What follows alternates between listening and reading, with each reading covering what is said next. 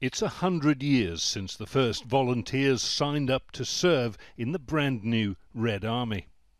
Almost immediately their task was to defend the October Revolution in a civil war against anti-communist forces. The Red Army would later succeed in fighting back Hitler's invading Nazis at a cost to the Soviet Union of millions of lost lives.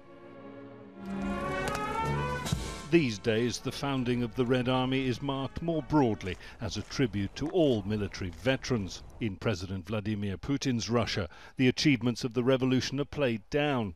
The occasion is an excuse for displays of communist nostalgia on a fairly small scale. The red flag is our flag. It's the flag of victory in the great patriotic war, and we are children of those victors. They were a Soviet army, the Red Army, then they began to transform and also to a large extent disintegrate, especially in the beginning of the 90s. Then there were several waves of different kind of reform. And now actually they're more or less back where they began to, and increasingly resembling a kind of new projection of the old Red Army.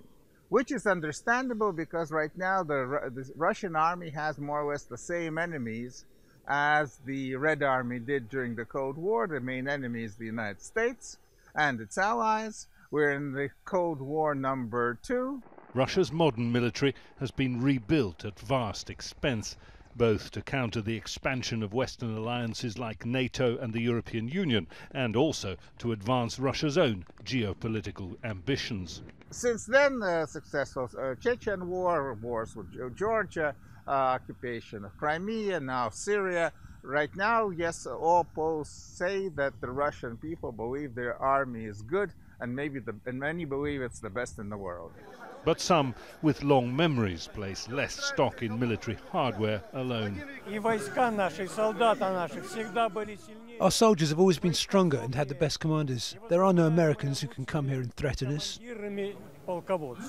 The world has once again come to respect Russia's military might. For many, that is a welcome new chapter in the country's history. Jonah, Al Jazeera, Moscow.